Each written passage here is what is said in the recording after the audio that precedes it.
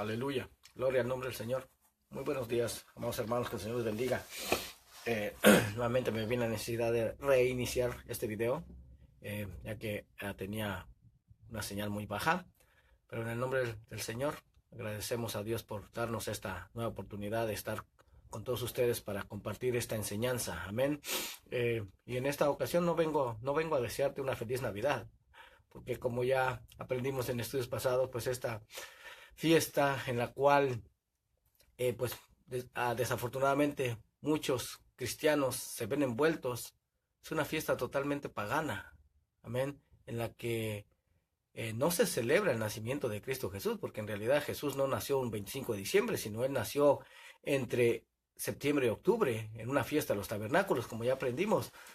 Pero lo que realmente se celebra es el nacimiento del dios Tamuz.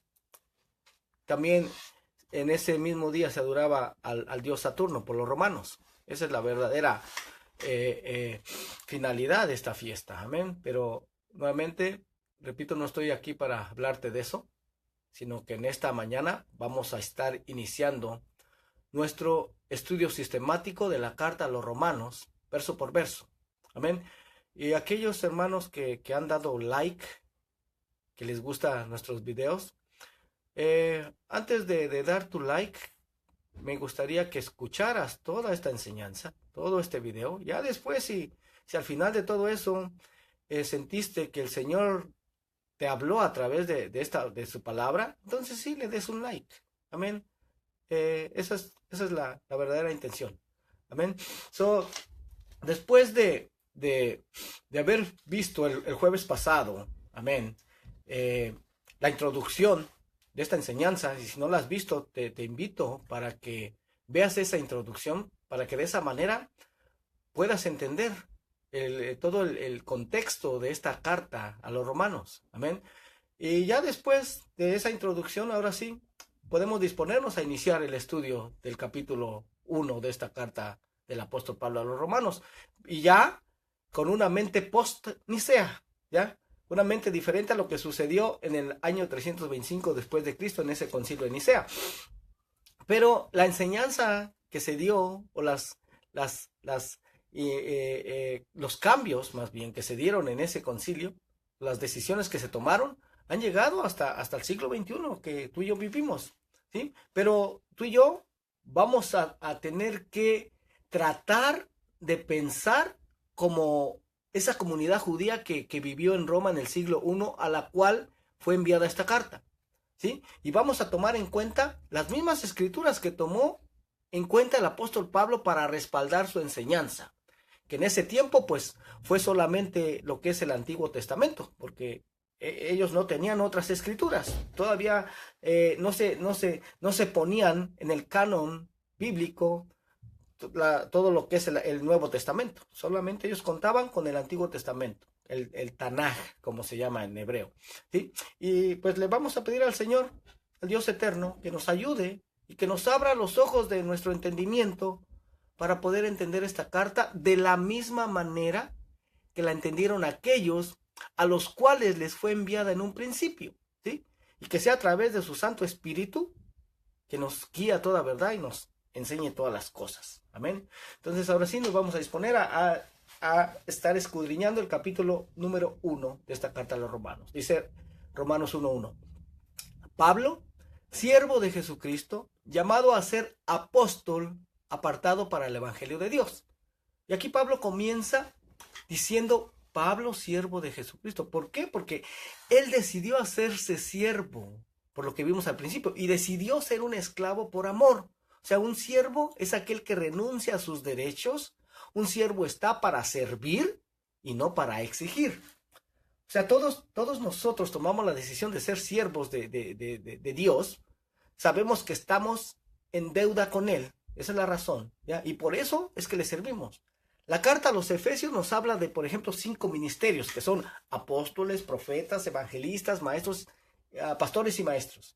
Y el llamado específico de él, del apóstol Pablo, fue el de apóstol, un shaliach, como se le llama en hebreo, ¿ya? Un enviado para hablar por los intereses de Israel en las naciones.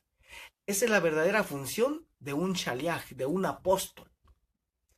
Así que los autonombrados apóstoles actualmente, si no están llevando esta función de velar por los intereses de la nación de Israel en las naciones, son falsos apóstoles. Se están poniendo solo un título, pero no son apóstoles, ¿sí? Por ejemplo, ahorita, esta semana que se dio la votación en las Naciones Unidas, el representante de ahí de Israel, ahí en las Naciones Unidas, es un shaliach, un apóstol. Él está ahí representando los intereses de Israel. Claro que todos en las Naciones Unidas estaban en contra de él, ¿va? Pero él estaba ahí representando los intereses de Israel. ¿Sí? Entonces dice, el apóstol Pablo dice, apartado para el evangelio de Dios. La frase apartado para el evangelio la vamos a ver más adelante en detalle. La palabra evangelio no se ha difundido con la profundidad que lo marcan las escrituras. ¿Ok? Verso 2 dice, el que había prometido antes por sus profetas en las santas escrituras. Es decir, ¿cuál es la base del evangelio? Si tú quisieras compartir el evangelio, por ejemplo, a un judío que no acepta el Nuevo Testamento como palabra de Dios, ¿qué podrás usar para predicarle el evangelio? Pues aquí dice las santas escrituras, como dice aquí, ¿eh? O sea, el Antiguo Testamento, la Torá, los Salmos, los profetas, ¿sí? El Tanaj, todo el Tanaj. Eso es lo que podemos usar para evangelizar a un judío o a alguien que no acepta el Nuevo Testamento. ¿Cómo sabes eso? Porque aquí dice que el evangelio está en las santas escrituras. Y ya hablamos de esto. Para Pablo, en la época que escribió esta carta, entre el año 57, 58 después de Cristo, ¿cuáles eran las santas escrituras para él? Pues solamente el Antiguo Testamento. Entonces, ¿serás capaz tú de mostrar el evangelio con solo el Antiguo Testamento a una persona que no cree en el Nuevo Testamento?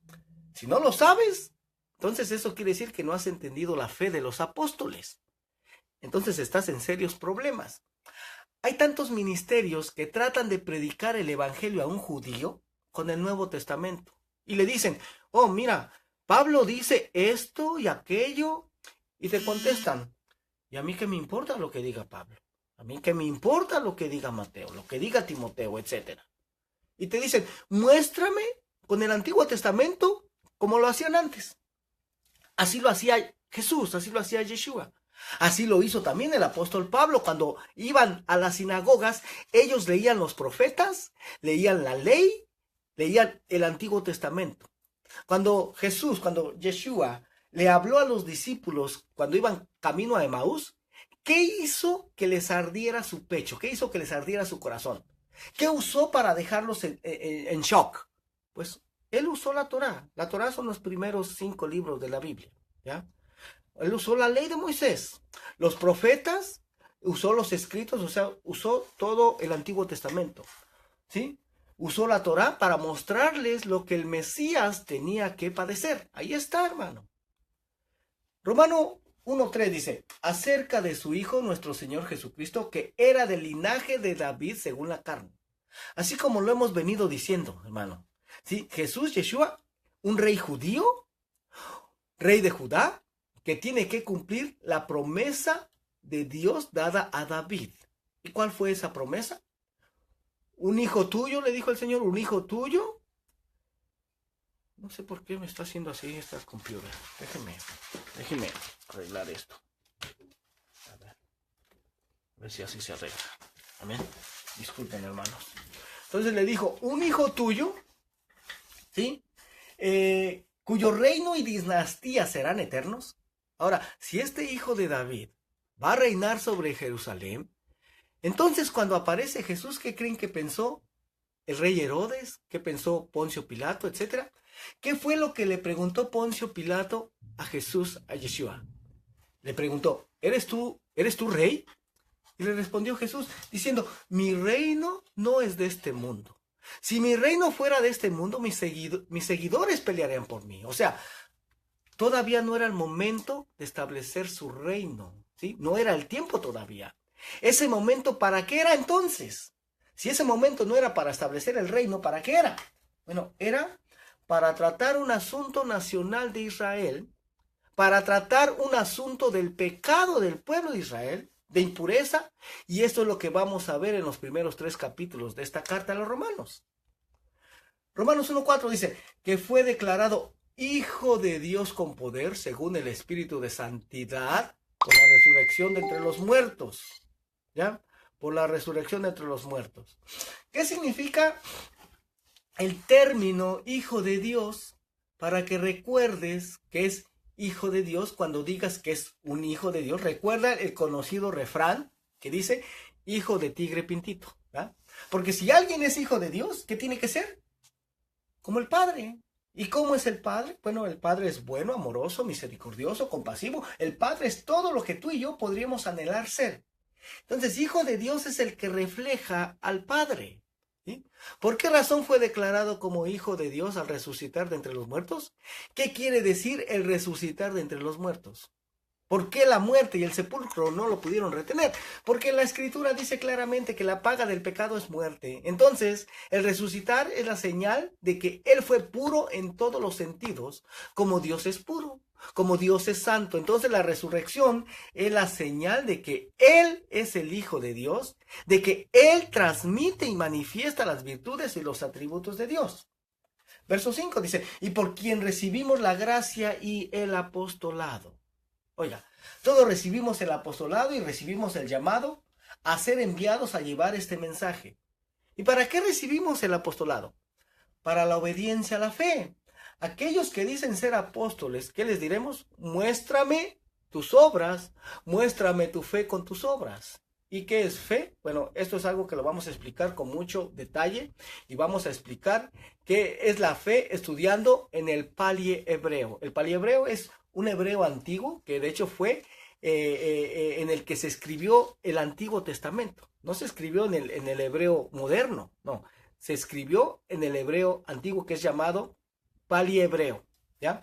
Y al ver esto tú lo vas a entender, a comprender como nunca antes lo habías entendido. ¿Ya? El término fe se ha enseñado de una manera muy ambigua, o sea, muy poco clara. ¿Ya? Romanos 1:5 dice, y por quien recibimos la gracia del apostolado para la obediencia a la fe en todas las naciones por amor de su nombre. Leemos que recibimos el apostolado para que seamos obedientes a la fe. ¿Y qué es la palabra fe? La palabra fe en hebreo es la palabra emuná, que significa fidelidad. Entonces, ¿a qué tenemos que ser fieles? ¿Sí? ¿Sabes a qué? A las Sagradas Escrituras. Y si ya vimos que para el apóstol Pablo las Sagradas Escrituras son el Antiguo Testamento, entonces ¿a qué debemos ser fieles? Pues al Antiguo Testamento, al Tanaj. Lo que pasa es que actualmente se nos enseña en la mayoría de las iglesias cristianas de que ya pues el Antiguo Testamento ya no aplica mucho para nosotros. Incluso hubo un padre de la iglesia, oiga nada más, Ireneo de León creo que se llamaba, este padre de la iglesia. Él dijo, miren, ¿saben qué? El Dios del Antiguo Testamento es un Dios malo. El Dios del Nuevo Testamento es un Dios bueno. Así es que desechemos el Antiguo Testamento. Oiga nada más, un padre de la iglesia, Ireneo de León creo que es el nombre de este padre de la iglesia, que dijo esas palabras. Imagínate nada más. O sea, se nos está invitando a que no tomemos ya en cuenta el Antiguo Testamento, cuando en el Antiguo Testamento está la constitución de Dios. ¿Ya? Pero vamos a continuar. ¿Y en dónde debe ser la obediencia o la fe al Antiguo Testamento? ¿Solo en Israel?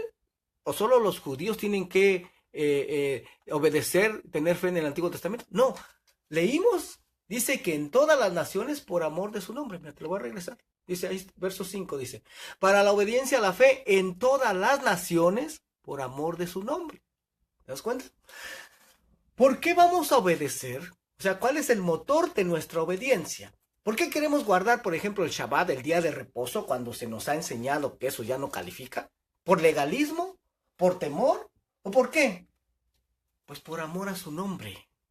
Por eso queremos obedecer. ¿Cuál es el nombre del que nos salvó? Pues es Yeshua, es Jesús. ¿Qué significa Yeshua? Yeshua significa salvación. Y ese fue el nombre que le dio el ángel Gabriel a Miriam, a María, ¿sí? Porque cuando el ángel Gabriel habló con María, habló en hebreo, no habló en español ni habló en inglés. Entonces el nombre que le dio fue Yeshua. No le dijo Jesús, porque Jesús de hecho no significa salvación. Lo que significa salvación es Yeshua. Amén. Entonces, ¿por qué tú y yo queremos obedecerle? Pues porque nos salvó por amor. Dijo él, si me amáis, guardad mis mandamientos, y mis mandamientos no son gravosos. De una vez más, ¿cuáles eran los mandamientos cuando Jesús dijo eso? Otra vez, era la ley de Moisés, era la Torá, los escritos de los profetas, las sagradas escrituras, el Tanaj, el Antiguo Testamento. Amén. Romanos 1:6 dice, entre las cuales estáis también vosotros llamados a ser de Jesucristo. Tú y yo estábamos llamados a ser de él, porque nos compró con su sangre. Verso 7, a todos los que estáis en Roma, amados de Dios, llamados a ser santos. Aquí vemos otro llamamiento, llamados a ser santos. Y la palabra santo en hebreo es la palabra kadosh, que significa consagrado totalmente a eso. O sea, no puedes dedicar tu vida para ninguna otra cosa que no sea consagrarla para él. Y esto para nosotros no quiere decir, oiga, no quiere decir que te tienes que ir a vivir a una montaña, que te dediques a ser santo. No. Ser santo es algo muy, muy práctico. ¿Cómo te puedes santificar? ¿Cómo te puedes apartar? Guardando sus mandamientos, guardando su palabra. Así es como te santifica, ¿ya? Gloria al nombre del Señor. ¿Cuáles son los mandamientos más grandes que existen en la palabra, en las escrituras? ¿Cuáles son? Bueno, Señor Jesús dijo, cuando este joven llegó y le preguntó que cuáles eran los mandamientos más grandes, él dijo, amarás a Dios sobre todas las cosas, lo que es Deuteronomio 6:4, el famoso Shema Israel. Oye Israel, amarás el Señor tu Dios, el Señor uno es. Y amarás al Señor tu Dios con todo tu corazón, con todas tus fuerzas, con todo tu ser. Y el segundo dice, amarás a tu prójimo como a ti mismo. Amén. Entonces el verso 6 de Romanos dice, entre las cuales estáis también vosotros llamados a ser de Jesucristo, gracia y paz a vosotros de nuestro Padre y del Señor Jesucristo. Ahora, gracia y paz, esta palabra gracia es un favor inmerecido, es lo que significa un favor inmerecido, un regalo que no merecíamos. Y paz es la palabra shalom, la paz de Dios. No puedes tener paz, no puedes tener reconciliación, si no la recibes gratuitamente porque es un don inmerecido.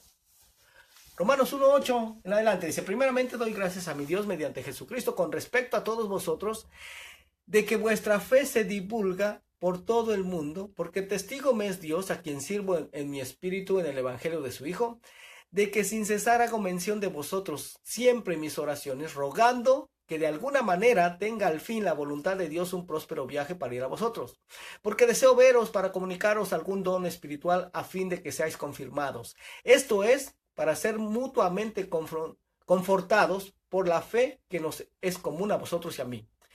Pero no quiero, hermanos, que ignoréis que muchas veces me he propuesto ir a vosotros, pero hasta ahora he sido estorbado, para tener también entre vosotros algún fruto, como entre los demás gentiles, a griegos y a no griegos, a sabios y a no sabios, soy deudor. Aquí vemos que el apóstol Pablo se considera deudor. A todas las naciones tenía que darles un mensaje.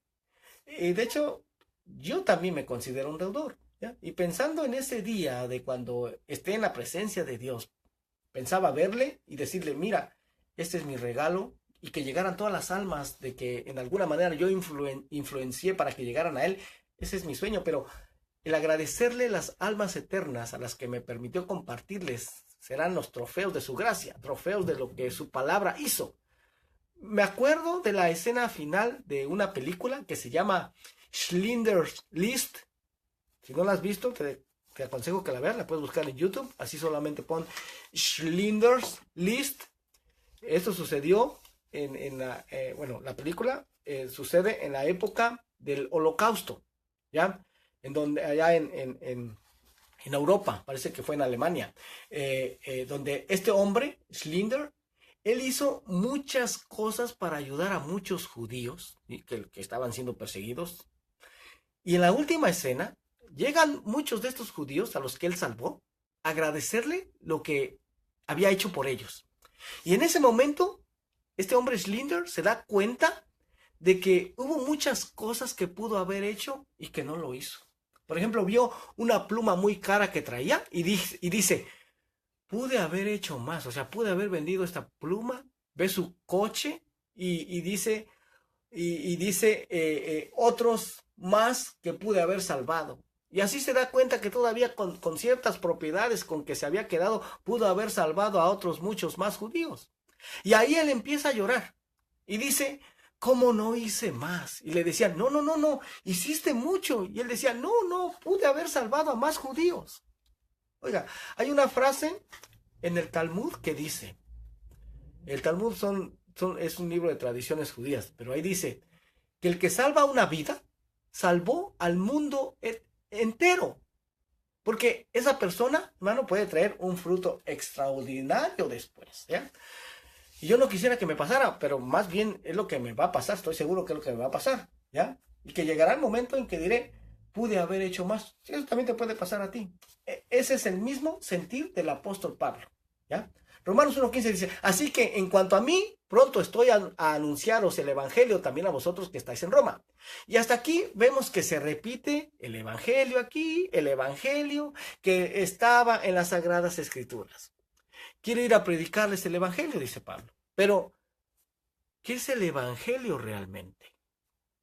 Si se supone que estos romanos a los que les está escribiendo, pues de alguna manera ya estaban evangelizados, ¿ya? El apóstol Pablo sabía que ya conocían de la fe de alguna manera. ¿Por qué? ¿Cómo es que les dice que ya sabían acerca del Mesías? ¿Cómo es que les dice que quiero ir a anunciaros el evangelio?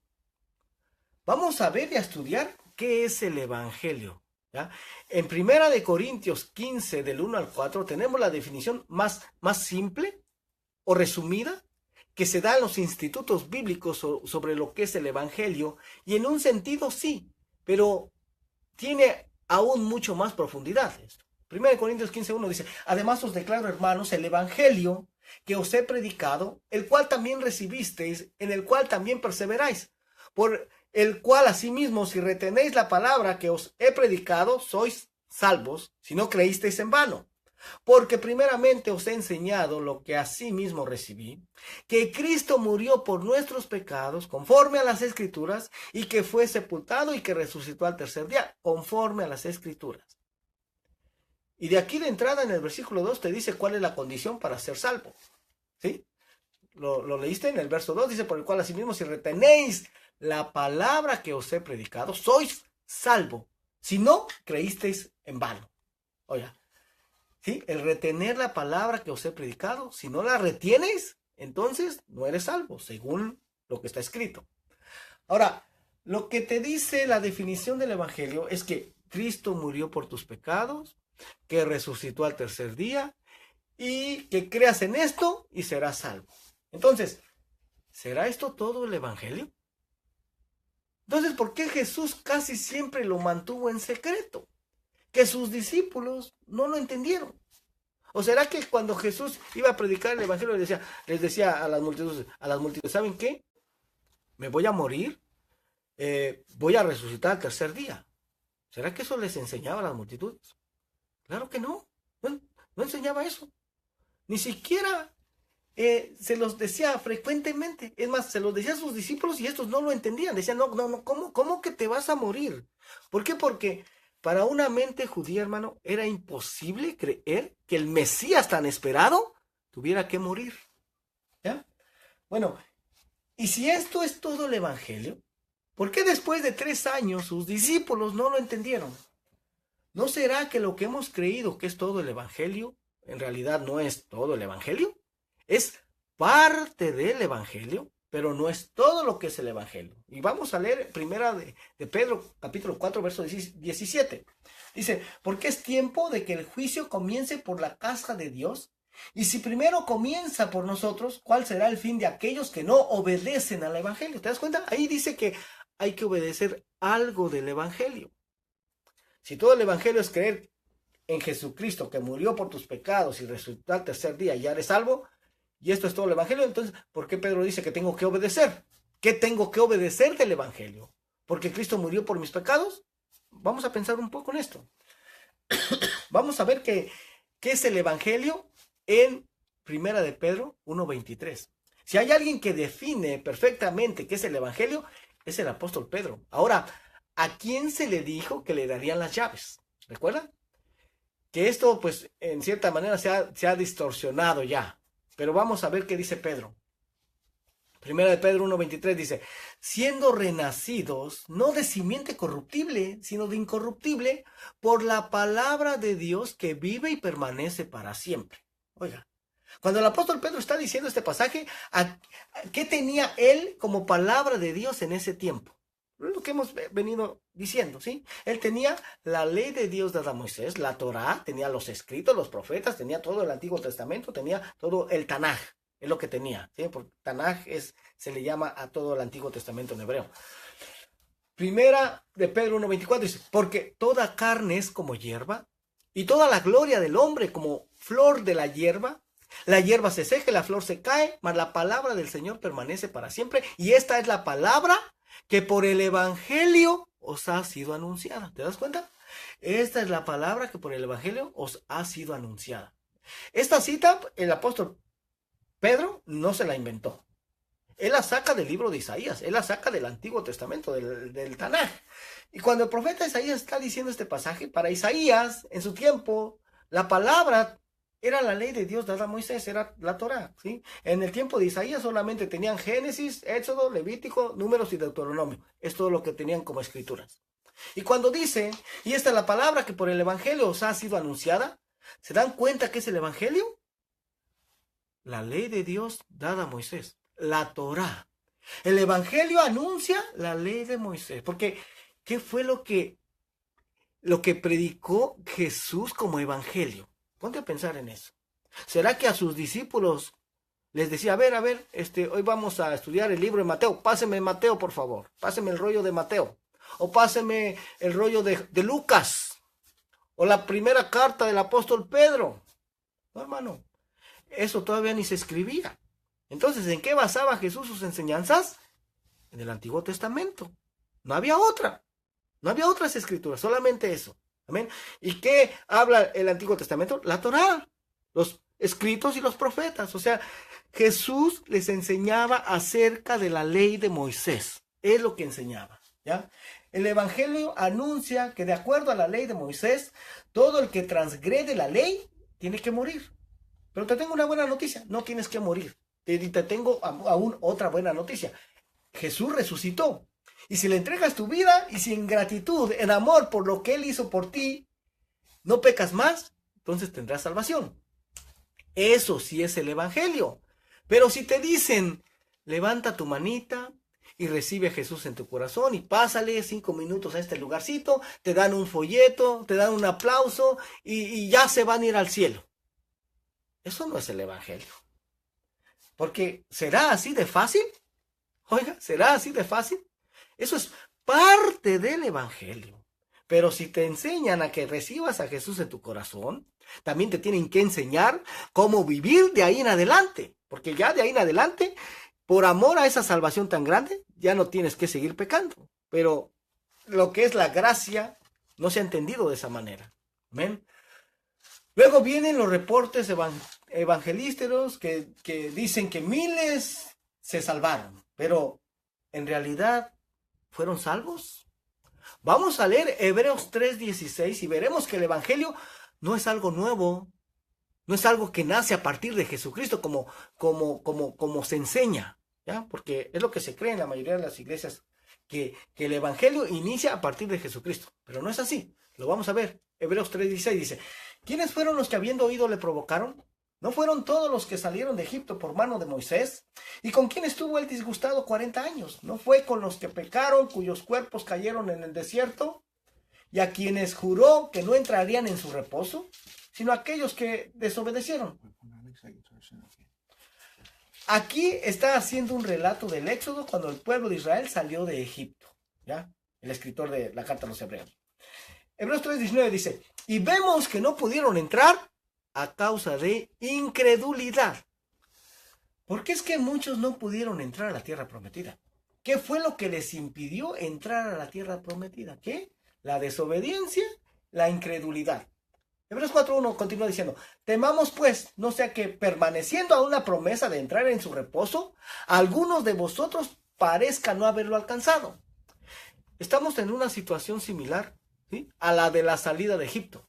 Si estamos esperando la entrada a la tierra prometida, de acuerdo al libro de Jeremías 16, el segundo éxodo, que aún no ha sucedido, este segundo éxodo no va a ser de Egipto, sino de todas las naciones, ¿sí? La profecía, la promesa es que subiremos a Jerusalén, y así como en aquel tiempo no todos entraron a la tierra prometida, porque muchos son los llamados y pocos los escogidos, ¿verdad? Entonces, veamos, yo sé que esto del segundo éxodo, hermano, para muchos es algo nuevo porque en realidad no se enseña en el cristianismo, no se enseña, ¿ya? Pero está escrito y va a suceder, amén. Va a suceder en los últimos tiempos. Gloria al nombre del Señor. Hebreos 4:2 dice, porque también a vosotros se nos ha anunciado la buena nueva. Oiga, en Hebreos 4:2, porque también a nosotros se nos ha anunciado la buena nueva, como a ellos, pero no les aprovechó el oír la palabra por no ir acompañada de fe en los que la oyeron. Pero los que hemos creído entramos en el reposo, de la manera que dijo, por tanto juré en mi ira, no entrarán en mi reposo, aunque las obras suyas estaban acabadas desde la fundación del mundo, porque en cierto lugar dijo así del séptimo día, y Dios reposó de todas sus obras en el séptimo día. Pero esta palabra, hermano, la buena nueva, es la palabra griega G2097, ¿sí?, que es la palabra eugelizo, que quiere decir evangelio, y que viene de esta raíz, de esta otra palabra griega G32, agelos, que significa el buen mensaje. Entonces, esto quiere decir que el evangelio ya había sido enseñado allá en el tiempo de Moisés. Ahí está claro, ¿ya?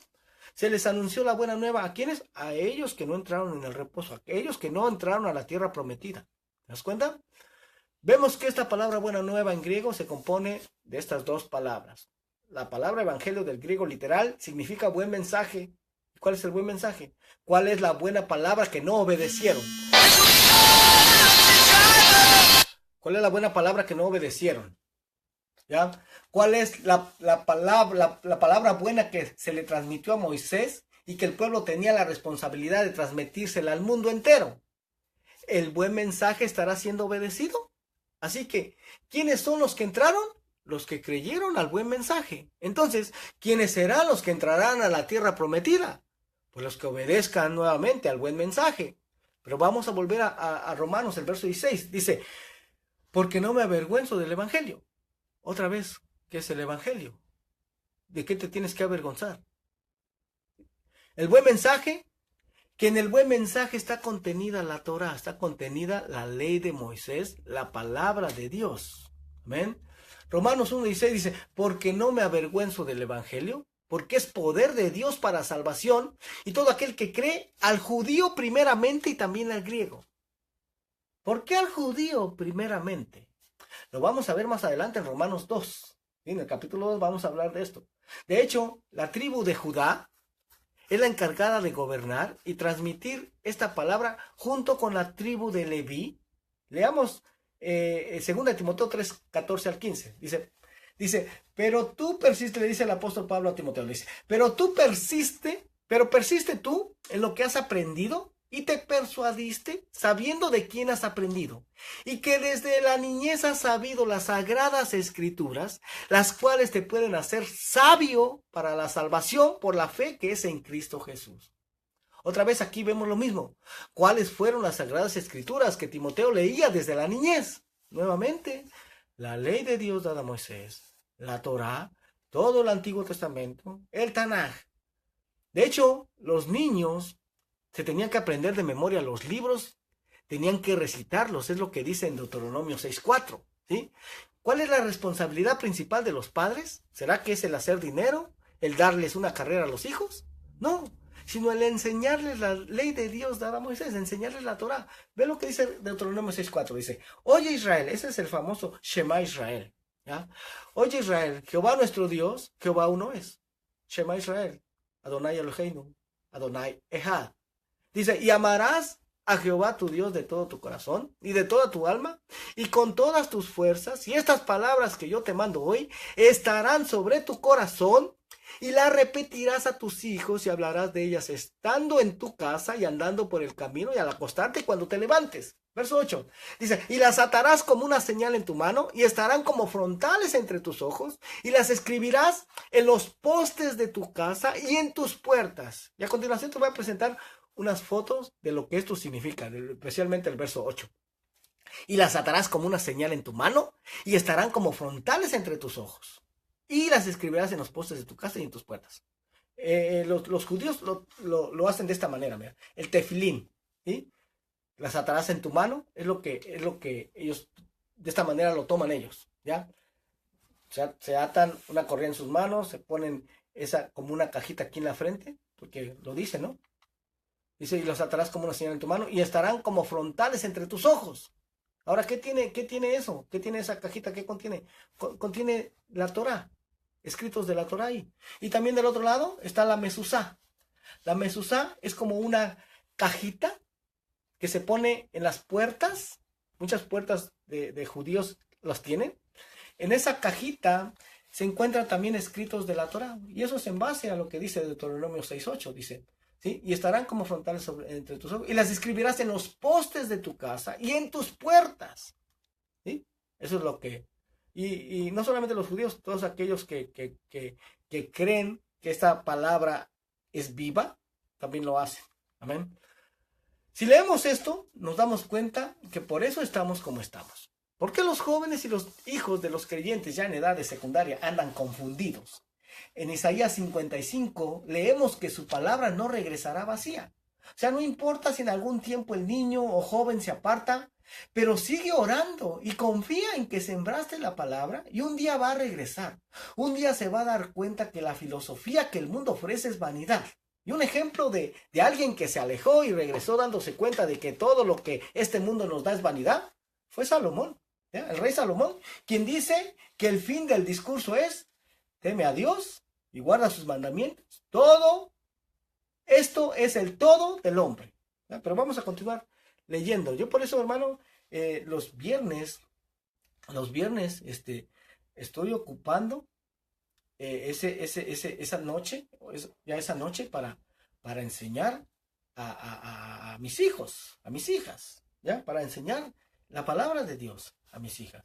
Porque ¿de qué me sirve a mí que en estos estudios muchos den like a los videos y todo, si mis hijos no están recibiendo esta enseñanza? De nada me serviría ser reconocido, hermano, por todos, y que al final mi familia se pierda, mis hijos se pierdan. Todos estamos en este sistema y el sistema los va a atraer de una forma u otra, pero hay que estar sembrando la palabra en ellos, la palabra en ellos. Amén. Para que así, al final, si se llegan a apartar, un día esa semilla va a germinar, va a producir fruto en ellos. Amén. Y eso les puede traer la salvación a ellos. Bendito sea el nombre del Señor. Segunda de Timoteo 3:14 dice, pero tú persiste en lo que has aprendido y te persuadiste sabiendo de quién has aprendido y que desde la niñez has sabido las Sagradas Escrituras, las cuales te pueden hacer sabio para la salvación por la fe que es en Cristo Jesús. ¿Te das cuenta? ¿Qué es lo que te puede hacer sabio para la salvación? Las Sagradas Escrituras, la ley, los profetas, el Antiguo Testamento, el Tanaj. Es decir, si no persistes en eso, ¿podrás ser sabio para la salvación? No, sino que te vas a perder. Romanos 1:17 dice, porque en el Evangelio la justicia de Dios se revela por fe y para fe, es decir, comienza con fe y termina con fe, como está escrito, mas el justo por la fe vivirá. Eso lo dijo el profeta Habacuc, ¿verdad? Este es el centro de la carta de Pablo. Mas el justo por la fe vivirá. ¿En qué contexto escribió esto Habacuc? Está en el capítulo 2, verso 4 de Habacuc. ¿En qué momento Habacuc escribe esto? Dios le dice a Habacuc que los judíos, que la casa de Judá, iban a ser llevados al exilio, que iba a venir el imperio babilónico y se los iba a llevar al exilio. Habacuc de alguna manera entendía que ellos debían de ser disciplinados por su pecado, pero no entendía cómo Dios iba a usar a un ejército y a un líder arrogante y orgulloso como Nabucodonosor. que se estaba exaltando y él que iba a conquistar el mundo. ¿Ya? Habacuc acepta que ellos habían pecado, pero el que Dios usara a una persona como Nabucodonosor para disciplinarlos, eso simplemente no lo entendía. Y Dios le decía, mira, que el orgulloso se va a jactar, mas el justo vivirá por fe. Es decir, el hombre va a tratar de hacer cosas en sus propias fuerzas, déjalo.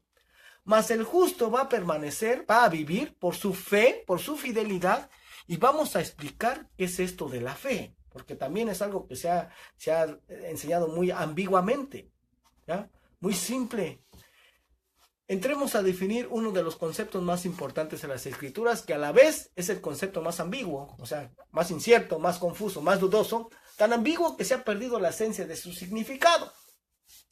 Este es uno de los conceptos claves para entender la carta de Pablo a los romanos. Esta palabra fe se utiliza tan a la ligera que se ha llegado a decir, no importa en qué creas, lo que importa es que tengas fe.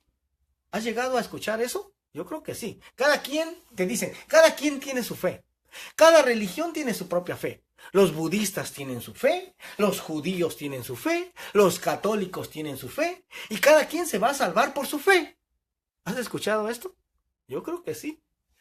Pero vamos a estudiar qué es fe de acuerdo a la Biblia. El término fe, el término más específico para entender la palabra fe, es la palabra en hebreo que es emuná. Emuná quiere decir fidelidad. O sea, fe, fidelidad, emuná. ¿Pero fidelidad a qué? Y de hecho de esta palabra de emuná también se deriva la palabra amén. De esta raíz proviene esta palabra. ¿Sí? Vamos a aprender hoy cuándo es que verdaderamente tú y yo tenemos que decir amén. Porque no es en cualquier tiempo. Por ejemplo, a veces en las iglesias he escuchado, hermano, que alguien está hablando, por ejemplo, algo que no es positivo, y las personas, ¡amén!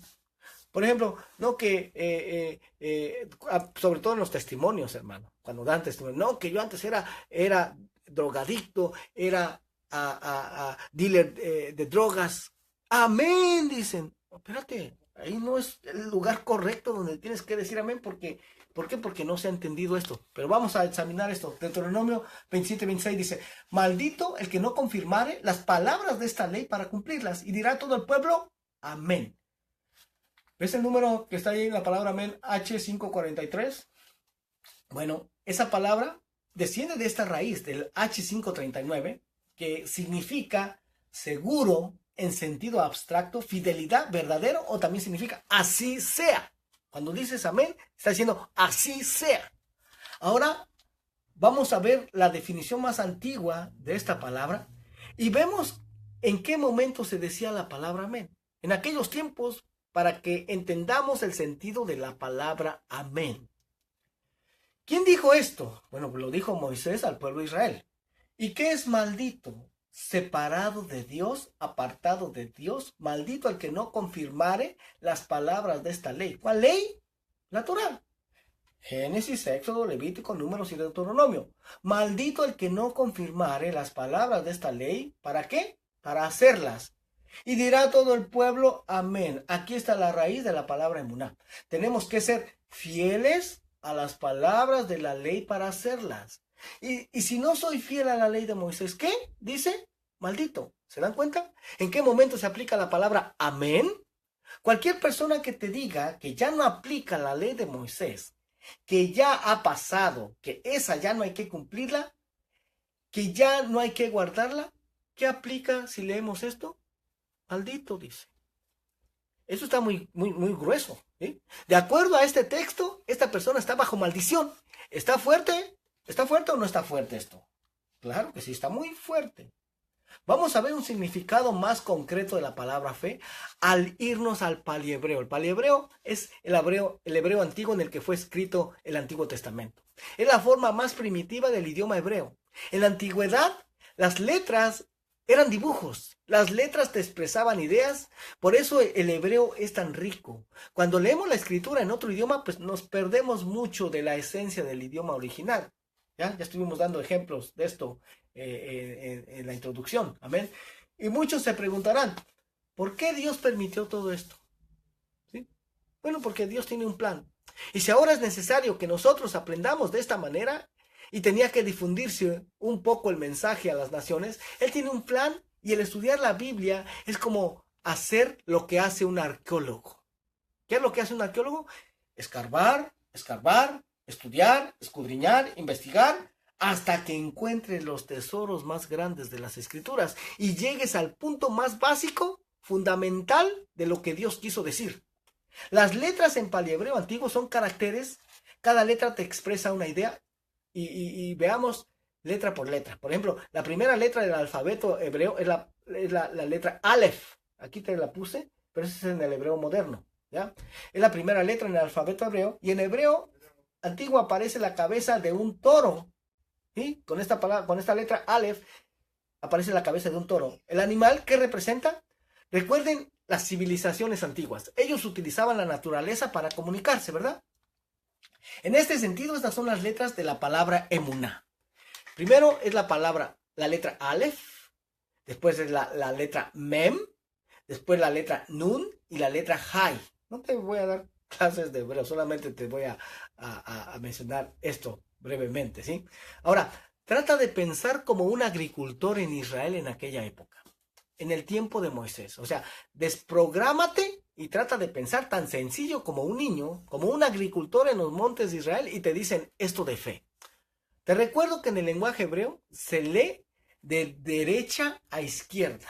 ¿Ok? No como nosotros aquí en Occidente, de izquierda a derecha, no, de derecha a izquierda se lee. ¿Ok? Entonces, fortaleza. La mem es una imagen, originalmente con esta palabra comienza la palabra que significa agua. La aleph representa a Dios, la mem representa las aguas. ¿Qué son las aguas? Es la palabra de Dios. La nun es una semilla. ¿Qué dice la escritura? ¿Qué dice la escritura? ¿Qué es la palabra? Dice que es una semilla, ¿va? Que va a dar fruto y que va a producir adoración e exaltación. ¿Qué te parece? Ya te puedes desprogramar de tus filosofías y significados abstractos que no son concretos y difíciles de entender. Pensemos como niños. De hecho, dice la palabra que el que no se haga como un niño no puede entrar en el reino de los cielos. Entonces, mira, aquí está. La Aleph. Recuerda que leemos de derecha a izquierda, ¿verdad? La Aleph es la cabeza del toro, ¿sí? Es el padre, su fortaleza, ¿verdad?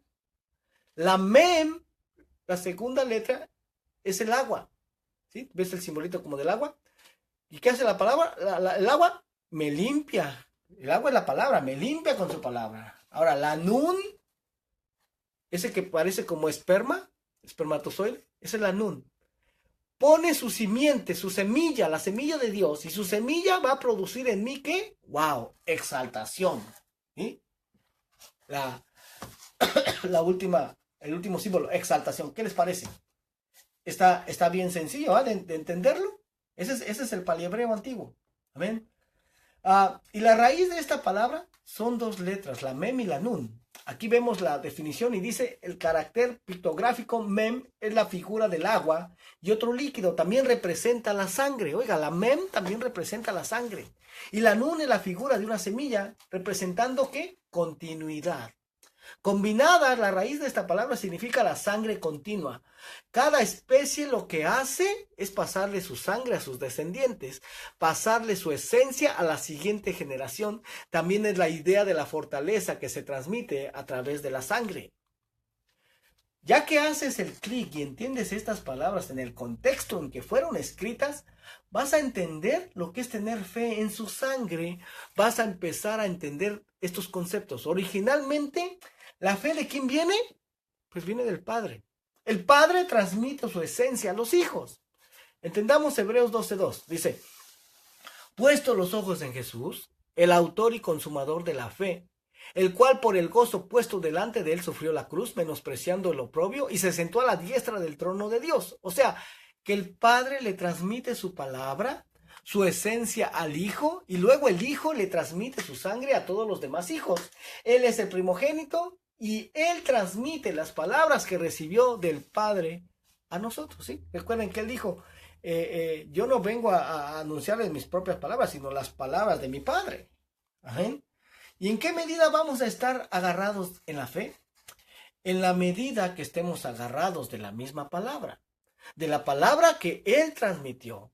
En el momento que nos cortamos de esa palabra, ¿podríamos decir que tenemos fe? No, estamos separados, abandonamos la fe, de modo que nuestra fidelidad a la verdad de la Torá, a la verdad de la ley, que es su palabra, consiste en confiar en su fidelidad.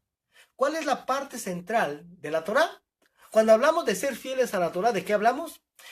Quiero que quede bien claro, y ahora que ya definimos de una manera más sencilla la palabra fe, y que generalmente cuando tú y yo escuchamos que obtenemos nuestra salvación por fe, por fidelidad a su palabra. Eso se puede entender que como la salvación la obtengo por obedecer los mandamientos de la ley, y si no los estoy obedeciendo me voy a perder, en un sentido sí, pero eso vendría a ser más bien el fruto, porque mi salvación, ¿de quién depende?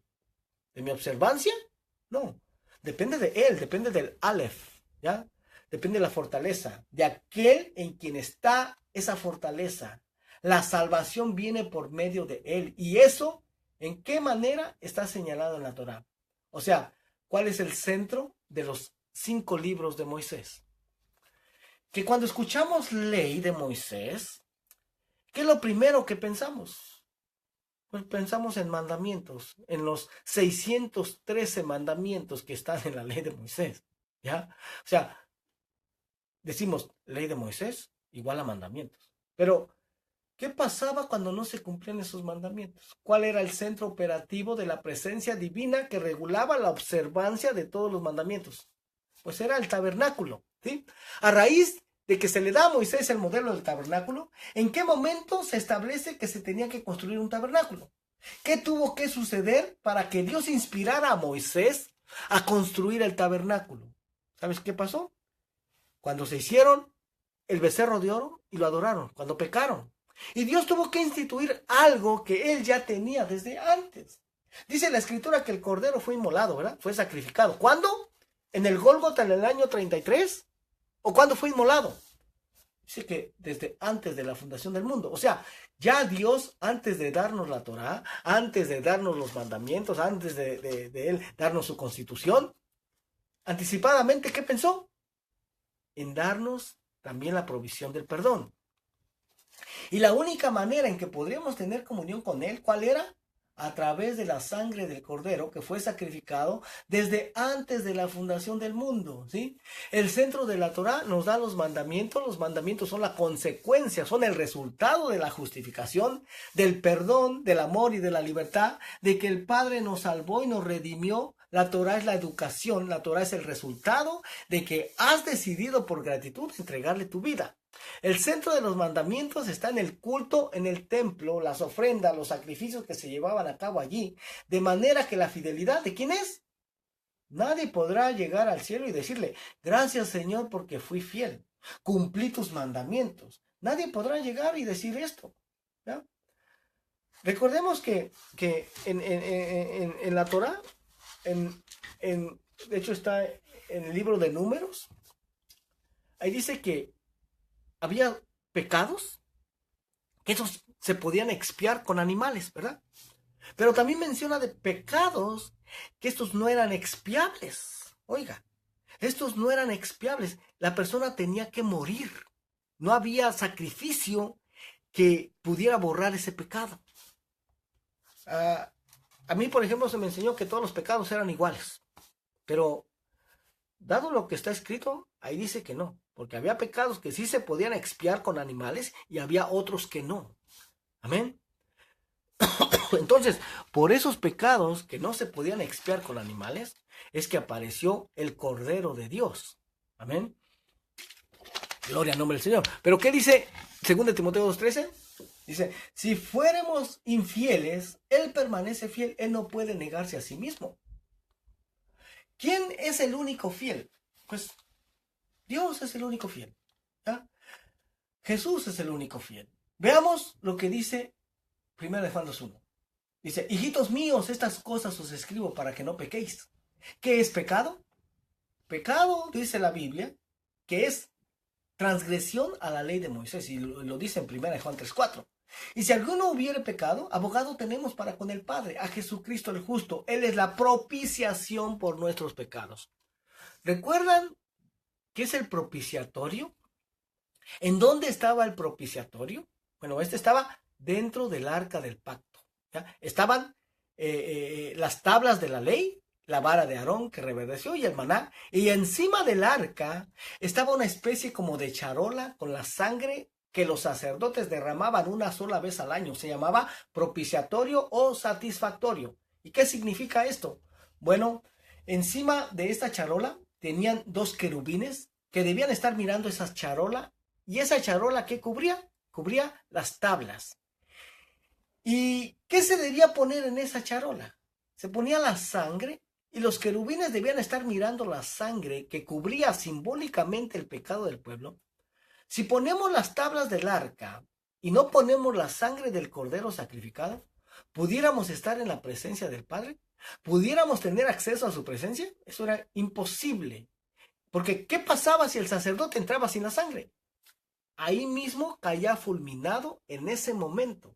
La sangre es lo que cubre la transgresión al pacto, de manera que por eso dice, hijitos míos, estas cosas os escribo para que no pequéis, para que no transgredan la ley de Moisés, pero malas noticias. Tenemos buenas intenciones, porque ¿quién quiere transgredir la ley así voluntariamente? Y disfruta el transgredir el pecado. Después de todo lo que has conocido y aprendido, vamos a ver más adelante que aunque no queramos, hay una ley dentro de mí, dentro de nosotros, que nos lleva cautivos a la ley del pecado y a la muerte. Dice el apóstol Pablo, miserable de mí. ¿Sí? ¿Quién me librará de este cuerpo de pecado? Dice el apóstol Pablo. Entonces, nos dice, 1 de Juan 2:1, dice, hijitos míos, estas cosas os escribo para que no pequéis. Y si alguno hubiere pecado, abogado tenemos para con el Padre, a Jesucristo el justo. Él es la propiciación por nuestros pecados. O sea, Él es la justicia divina. Él es la satisfacción del Padre. Él es el que satisface la justicia divina. ¿Por qué? ¿Qué dice la ley de la justicia divina? El que peque debe morir. La justicia divina es darle a cada uno lo que le corresponde, ¿sí? Dios, por cuanto es justo, ¿qué tiene que hacer con nosotros que hemos pecado? Pues nos tiene que destruir. Pero Jesús es la satisfacción de su justicia. Al morir Jesús, al derramar su sangre, se satisface la justicia de Dios. ¿Sí? La ira de Dios, la ira por tu pecado, recae en juicio sobre él, sobre Jesús. Y Dios ve en ese propiciatorio, en esa charola, ya no mira tu maldad, ya no ve tu transgresión al pacto. Gloria al nombre del Señor. Él ve la sangre que permite la continuidad. ¿Te acuerdas lo que vimos? La sangre, continuidad, que permite que Él como Padre se siga manifestando. La sangre del Mesías quita la interrupción que había entre tú y el Padre. Apocalipsis 3:14 dice, y escribe el ángel de la iglesia a la Odisea, he aquí el amén, el testigo fiel y verdadero, el principio de la creación de Dios. ¿Quién es el testigo fiel y verdadero? ¿Quién es el amén de Dios? Jesucristo, Jesús, Yeshua. ¿Por qué? Él hizo exactamente lo que al Padre le agradó y Él es el que continúa la descendencia. Pero vamos a volver a Romanos 1:18. Dice, porque la ira de Dios se revela desde el cielo contra toda impiedad. Ahora vamos a ver por qué se revela la ira de Dios. ¿Ha sido Dios bueno? ¿Qué piensan? ¿Él pensó de antemano en entregar a su Hijo como cordero para remisión de pecados? ¿Ha sido Dios bueno o no ha sido bueno? Pero, ¿cuál ha sido la reacción del hombre ante tanta bondad divina? Vamos a ver por qué la ira de Dios va a ser mucho más severa. ¿Por qué va a ser tan severa la ira de Dios? Bueno, Romanos 1:18, porque la ira de Dios se revela desde el cielo contra toda impiedad e injusticia de los hombres que detienen con injusticia la verdad. Por lo que Dios se conoce, por lo que de Dios se conoce, les es manifiesto.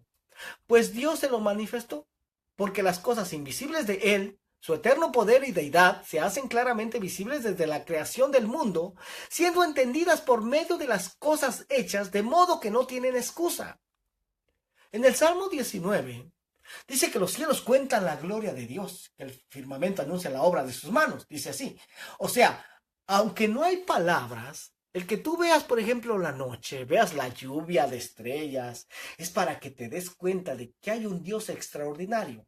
Aunque no haya palabras, con el solo hecho de ver todas las cosas que rodean la naturaleza te hacen ver que seas consciente de que existe un Dios creador, ¿ya? Por eso dice las cosas invisibles de Él. Él es invisible, Él es espíritu, no lo podemos ver.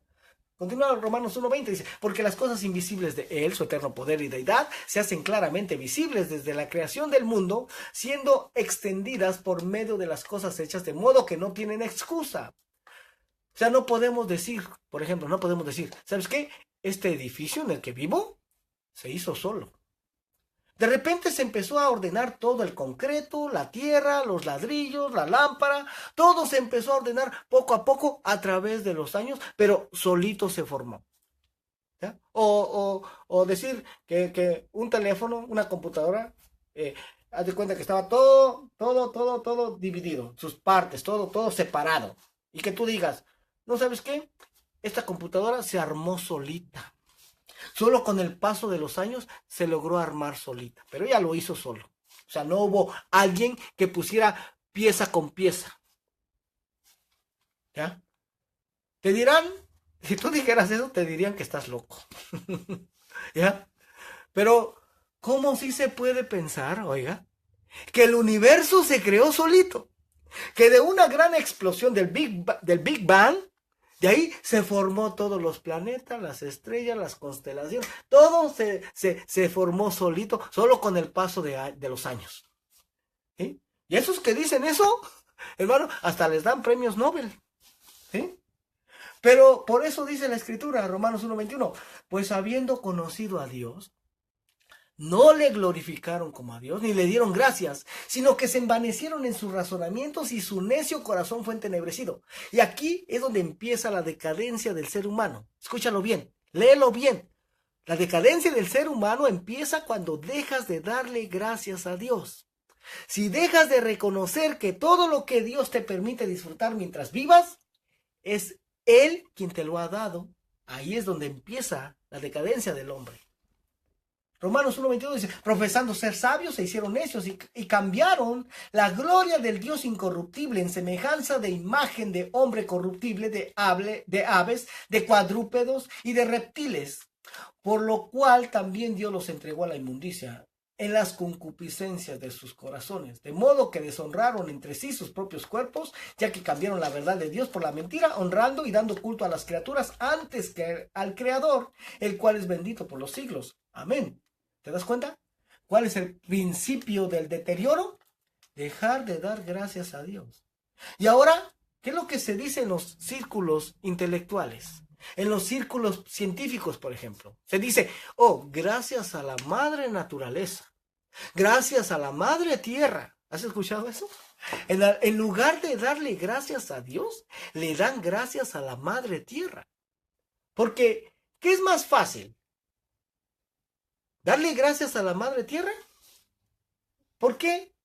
A la madre tierra, a la madre naturaleza. ¿Por qué? Porque a esto, pues, no le tengo que rendir cuentas de mis acciones. ¿Sí? Pero ya si empiezo a pensar en que es Dios, ¿ya? El que nos ha dado todo esto, eso implica ya cierta responsabilidad.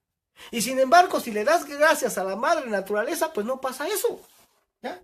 A la madre naturaleza no le tengo que dar cuentas de mis actos.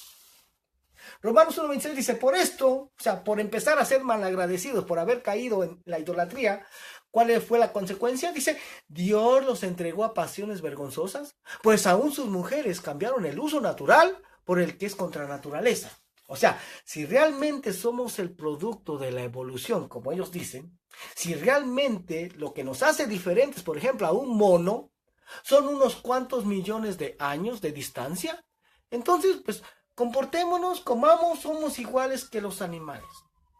Bueno, si te das cuenta, la mayoría de personas, hermano, que están batallando con esto de la homosexualidad, del lesbianismo, hermano, son personas muy, muy inteligentes. ¿Ya? Hay muchos de ellos que están ocupando cargos de CEOs actualmente en compañías grandes, hermano. O sea, son personas de alto nivel académico. ¿Sí?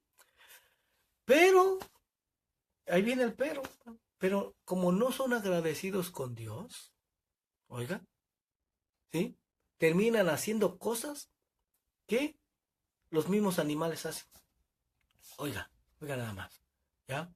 Por ejemplo, hace algunos años, y yo creo que lo van a recordar, hace algunos años cuando salió la noticia de la relación amorosa que tuvo el presidente Clinton cuando estuvo en el gobierno, ¿sí? Se comentó que por qué se le criticaba tanto que él era el gobernante de una de las naciones más poderosas del mundo y que si el rey gorila hace lo que quiere y toma lo que quiere, entonces el presidente también podía hacerlo, podía hacer lo mismo, que le dieran chance. Y esto lo decían tomando el principio de que venimos del mono, oiga, ¿ya? Pero dice la escritura que Dios nos hizo a su imagen y semejanza y Dios no hizo a un chango y le dijo, ¿sabes qué?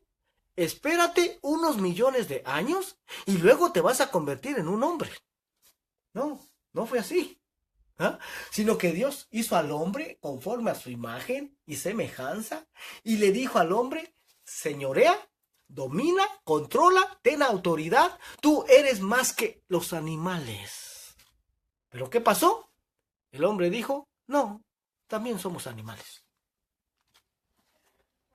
Romanos 1:27 dice, y de igual modo también los hombres, dejando el uso natural de la mujer, se encendieron en su lascivia unos con otros, cometiendo hechos vergonzosos, hombres con hombres, y recibiendo en sí mismo la retribución debida a su extravío. Si te empiezas a comparar con animales, y no hay ningún absoluto, si no hemos sido creados por Dios y somos como animales, hay animales que no hacen distinción, y todos contra todos. Entonces dicen, Dios, si quieres descender al nivel del que yo te he creado, recibirás en ti mismo la retribución debida a tu extravío. ¿Y qué es la retribución? Recibirás el pago en contra de tu extravío. Está hablando muy claro en contra de la homosexualidad aquí. ¿Ya? Vemos las enfermedades de transmisión sexual que esto genera, todos los males sociales y muchas otras cosas más. Y ahora hay países, oiga, que no permiten que se diga públicamente que es pecado la homosexualidad. Te pueden meter hasta la cárcel por decirlo. ¿Qué tal?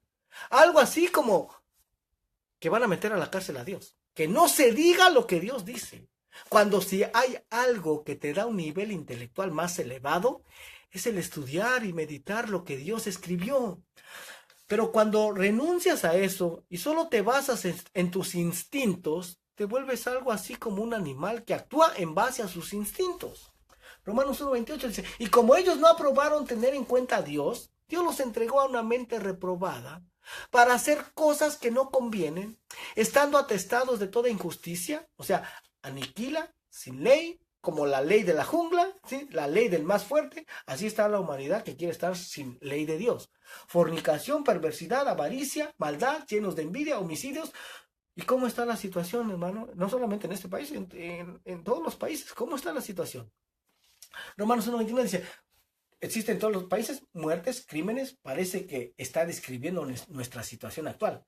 Dice, ¿contiendas? ¿Cómo se le llama a las campañas políticas electorales? Contiendas, ¿va? Engaños y malignidades, o sea, pensar siempre lo peor de otros, verso 30, murmuradores, detractores, o sea, decir mentiras de otros y anunciarlo a los cuatro vientos, aborrecedores de Dios, alguien que desafía, alguien que no quiere saber de Dios. Si te ha tocado escuchar a personas que te dicen, no me hables de eso, no me hables de Dios, ¿ya? Injuriosos, o sea, se deleitan en ver el dolor de otros. ¿Qué llama mucho la atención actualmente en el entretenimiento? Cada vez se hacen los juegos de entretenimiento más reales, más violentos, y hay mucha diversión en ello para quienes los practican. ¿Sí? Por ejemplo, los juegos de niños, hermanos, solamente de guerras, de matar, de destruir. Eso es en lo que se deleitan ahora. ¿Sí? Soberbios, altivos, llenos de orgullo, inventores de males. Porque ¿en qué se gasta la mayor parte de la economía del mundo actualmente? En tecnología para hacer armas de guerra. Porque el que tiene la mayor parte en armas de destrucción masiva es el que gobierna, ¿verdad? Lo vemos, hermano. Actualmente, Norcorea, lo que está siguiendo es tener más armas de destrucción masiva, ¿sí? Para que según sea respetado. Desobedientes a los padres, verso 31, necios, desleales, sin afecto natural. ¿Cuántos niños abandonados hay hay que sus padres los dejan en las calles, bebitos, ¿ya? Otros que los matan y muchísimas cosas terribles. Implacables, sin misericordia. Dice, quienes habiendo entendido el juicio de Dios, que los que practican tales cosas son dignos de muerte, no solo las hacen, sino que también se complacen con los que las practican.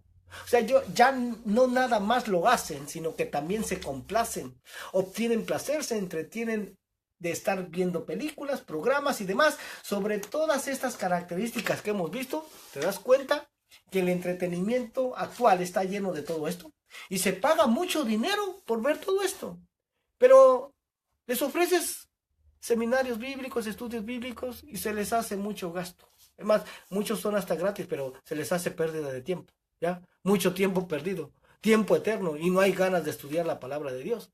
Y así está la condición de los gentiles, y cada vez se vuelve menos popular, y cada vez va a ser menos y menos popular el estudio de la palabra de Dios. Por eso es que el Señor dijo que cuando regrese el Hijo del Hombre, ¿hallará fe en la tierra? ¿Ya? ¿Por qué? Porque ya no se va a estar creyendo a lo que dicen las Escrituras, se va a estar creyendo totalmente en otras cosas muy diferentes.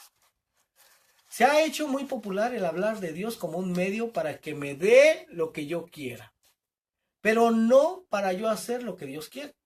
Así está la condición del mundo. ¿Cuál es el veredicto divino ante esto? Estando conscientes de que el que practica el pecado es digno de muerte, estando conscientes de que Dios es el que da el veredicto a las naciones. Si el Señor echara un vistazo al entretenimiento del mundo, a la sociedad actual, ¿cuál sería el veredicto? Culpables, hermano. Eso sería el veredicto. Entonces, cuando íbamos hablando de estas características que acabamos de leer, ¿te identificaste en alguna de ellas? Pues de seguro que sí. Todos somos culpables. ¿Y qué pasa con aquellos a quienes se les entregaron las leyes divinas? ¿Debería de haber alguna diferencia? No. Cuando Dios les dijo, ustedes van a ser la luz de la tierra, ustedes van a sanar a la humanidad, ¿cuál fue la condición de ellos al recibir estas leyes? Amén. Y aquí vamos a terminar con el capítulo 1.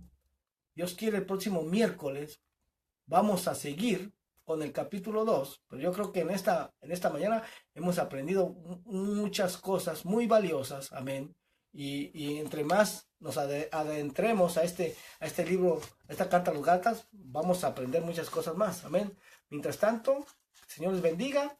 Si alguien gusta acompañarnos a nuestros estudios en vivo y vive cerca del área de Eco Park, nos reunimos todos los domingos a partir de las 10 de la mañana, los lunes a las 7:30 de la noche con un discipulado, viernes a las 7:30 es enseñanza para niños, para jóvenes, amén. Mi teléfono es el área 323-595-6357, mi correo electrónico es celestialvision12373 @gmail.com. Si alguien tiene alguna duda, alguna pregunta, no dude en contactarme, o si alguien también tiene alguna necesidad de oración, también estamos para servirles. Mientras tanto, que el Señor les bendiga, y agradezco a todos los hermanos que se conectaron en esta mañana. Amén. Que el Señor les bendiga. No les voy a decir feliz Navidad, sino más bien les voy a decir, hermano, apartémonos de todas las tradiciones y costumbres de este mundo, salgamos de ese sistema y obedezcamos más bien las fiestas que el Señor nuestro Dios ordenó que se celebraran, que por cierto son las que no se celebran, y las que se están celebrando son las que fueron ordenadas por hombres. ¿Amén? Que el Señor les bendiga, que pasen una bendecida semana. Bendiciones, nos estaremos escuchando nuevamente muy pronto. Bendiciones. Adiós.